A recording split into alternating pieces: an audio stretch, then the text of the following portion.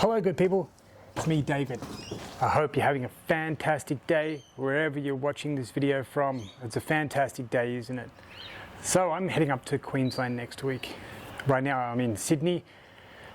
Just got back from basically living overseas for 20 years in Japan and a few years in Thailand as well. Wonderful experience, learned a lot about different people and how to interact with people that are very different from myself, an Australian. And overseas I was involved in education and training. I was the first person to ever run Australian government accredited training programs in Japan.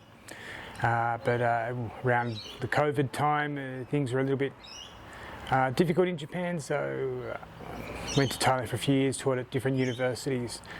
I ended up being one of the coaches of a university basketball team. I've played basketball before. I'm not too bad at it. Used to be. I'm a bit too old now. But that was very enjoyable to also get back into the gym with the basketball players and work on programs that suited their positions, their needs, what they needed to strengthen, what they needed to focus on. And I realized that classroom-based education and training isn't really where I should be. It's definitely in fitness. I found that very enjoyable. But why did I get involved? It's a good question. When I was about 29, 30 years old, 2008, 2009. I'm quite old now, aren't I? I started to get some lower gut pain. I didn't know what it was, but I sort of ignored it. Then in 2000, at the end of 2010, a little bit more pain started. I was thinking, this is not good. This has been going on for 2 or 3 years now. Maybe I should see a doctor. But being me, I said, it'll get better. Maybe just drink some orange juice or something, you know. I don't know what I was thinking. Drink more milk, maybe drink more orange juice, maybe eat less nuts. I don't know, maybe that's it. But then very, very quickly, I came around to being 32 and suddenly I'm on the floor screaming in pain. Don't know what's going on. Turned out I had Crohn's disease, and during the time that I had really neglected myself, I had lost a lot of strength. I remember that. Lost a lot of my strength, lots of my endurance, and just that just ability to just go out and do anything you want, anytime, you know. And I needed urgent surgery. I had about 1 meter of intestine removed. My terminal ileum was removed as well. But then for many years afterwards, I kept getting different medications, and I said, I still don't feel well, we'll try this, try that. And doctors were really into just giving medications, prescriptions out. Then I went to Thailand in 2016, and I met this Australian retired doctor, Ray. Funnily enough, his name was actually Raymond Martin. Okay, the famous television presenter, same name. And he said, you got it all wrong. You don't need these medications. You need to build up your immune system. You can do that through muscle. And I was strong when I was 22, 23. I looked great. And he said, get back in the gym. And I said, I can't even walk to the gym. I get tired, you know. He said, you got to make that effort. You got to persevere. You can't give up. You're going to feel better. You just got to push through it. You got to be determined. And he was that support structure I needed to get back into the gym. I just started lifting the bars, no weights. I did squats without any barbells, or just did leg press machine and a hack squat with no weights on at all. And it took a long time, but that time took about 3 years to feel like the strength was starting to come back. I knew that on my journey to getting back to a good condition was still a long way away, especially a condition before I had, a couple of years before I had surgery, when I was in really good shape, playing basketball a lot. And so I carried on, kept going, started lifting more, and now, 350 pound bench press, okay. Back to leg squatting 1,000 pounds, really on top of things. Arm curling 100 pounds, no problem at all. It's come back simply because I believed in myself.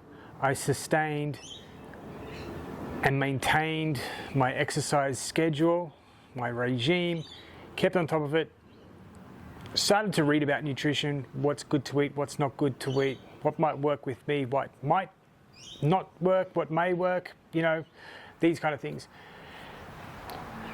And so earlier this year, last year, I got certified, FitRec certified, personal training qualification. Started doing it in Thailand for a while, and I just noticed when I was helping people in the gym, and it was just so good to see them doing well. And all they needed was that support person to tell them that they can do it too. They can believe in themselves. And once they believe in themselves, they can tell somebody else that they can also believe in themselves because they believed in themselves. That's what it's all about, building that community, building that support structure. So I really enjoyed it, and I felt this is something that I should be involved in. And so now that's what I'm looking at doing. And it's been a fantastic journey so far, and I don't think it's finished a long way. I've got some really good ideas for gyms in Australia as well.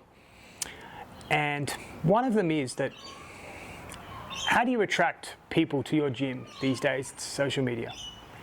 And we all have Instagram and Facebook and TikTok, and these days TikTok and many others. Even some people I've seen have Snapchat and YouTube and all this. But tell me the one concept that we don't really have here. And we don't have a gym show, a fitness show. And yeah, cable TV sometimes have shows, but they're more about one specific thing like Pilates or bodybuilding. But it's not a general gym show where people get to know the personalities. They get to hear from the personal trainers, the managers of the gyms, the front desk, the reception staff. They don't get to know their names before they go there. They don't know what they might do at the gym. They might want to know before they go. They might want to have a little bit of confidence that they can do it.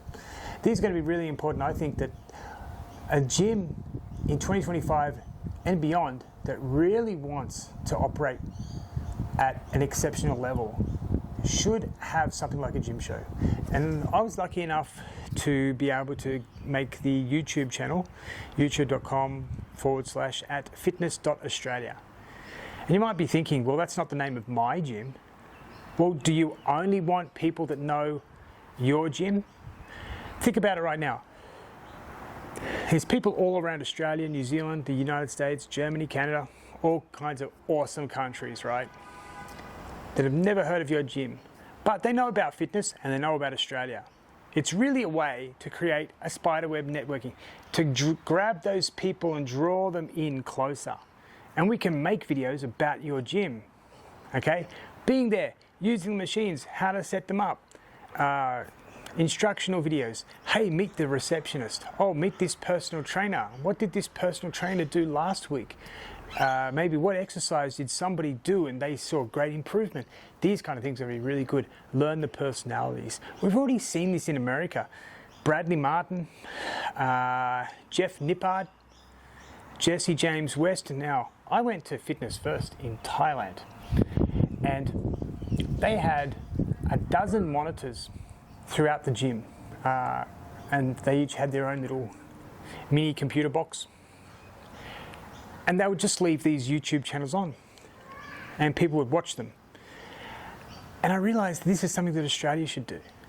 So Fitness Australia is a great way to get excellent exposure, because we'll be able to email gyms in Germany and say, hey, you've got a monitor? Hey, check out our Fitness Australia channel. You can just leave it on.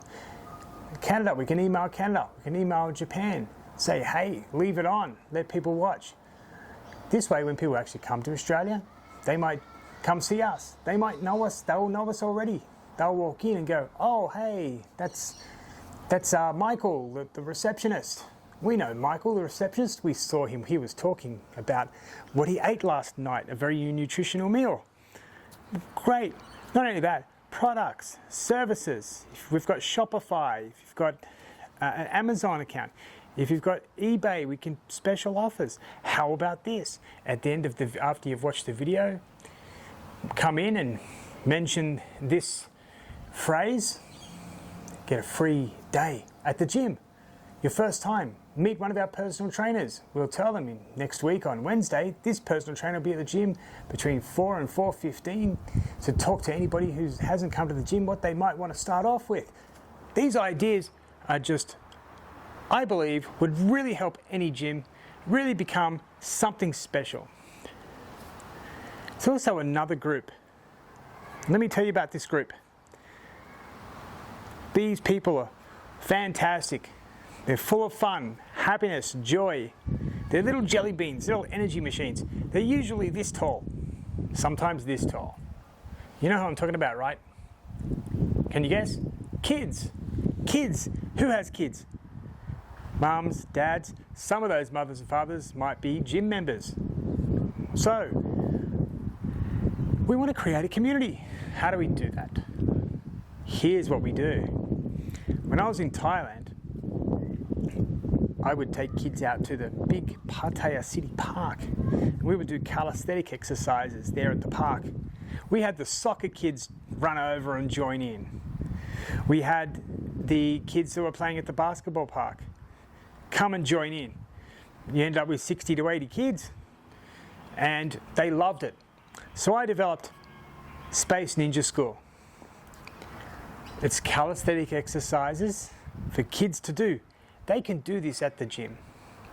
Maybe there's some room where you can do group activities, but what a fantastic offer for the parents. Hey, mom, dad, it's 3:30, you've just picked up the kids, but you want to hit the gym, but you've got nobody to look after the kids. Well, come in for an hour.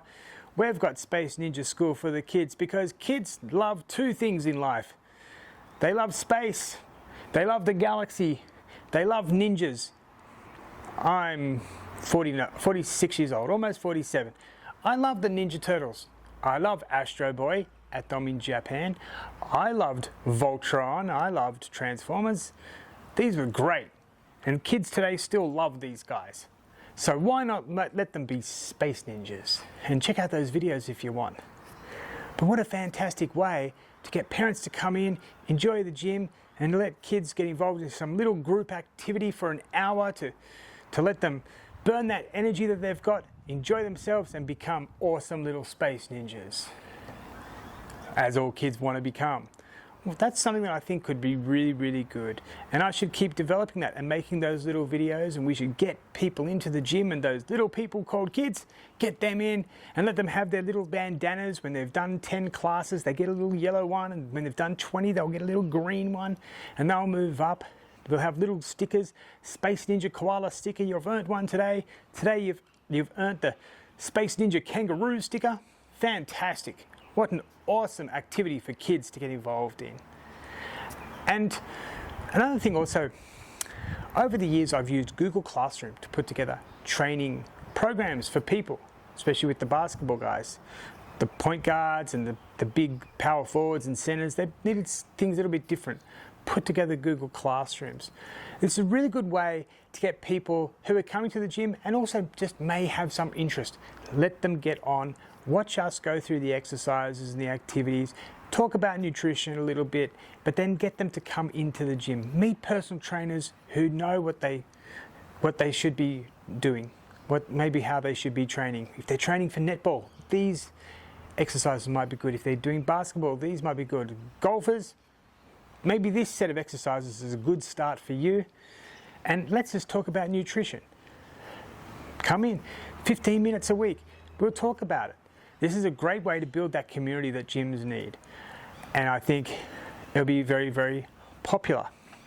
But also even in that, while I've been here in Sydney, I've been to a couple of gyms. And what I've found is that in some cases, what needs to be developed is an app that maintains the maintenance of the gym, such as square metering out the gym, so that if there's a little something broken in the square one, everybody knows where that is. They can check on the app. Oh, it's right there. Let me go check and clean it up. Also, people can report it. Changing, going into to checking the amenities that are available. Scheduling these things. I actually did this in Thailand. I built it just through the Google Apps, and it was really good to keep the gym in good condition, to maintain social media posting, what to post as well, and a communication tool for all staff. And I think it's very important. And I'm pretty sure most gyms probably already have something out there, but it's always something that I've thought about that could really help a lot of gyms that may not have thought about that for now and may still be doing things in more of a face-to-face verbal way.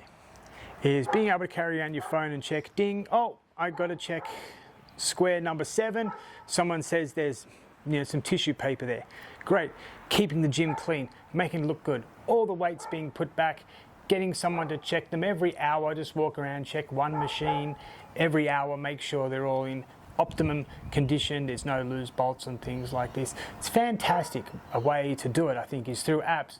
Instead of waiting for somebody to, maybe the manager's busy or something and doesn't have time to go around and speak to all the staff about what needs to be done. Having an app there will be really beneficial, I think. So these are some of the things that I've thought about over the last couple of months to year, especially living in Thailand and coming back and going to a few gyms here. And all I'm asking for is an opportunity. So if any opportunities are out there, get in contact with me. I'd love to hear from you. I'm heading up to Queensland next week. Love to speak to you all. So I hope you've had fun watching this video, and I wish you all the absolute best. Have a fantastic day, and I hope to see you all soon. And from me, I'll say bye for now, good people. See you.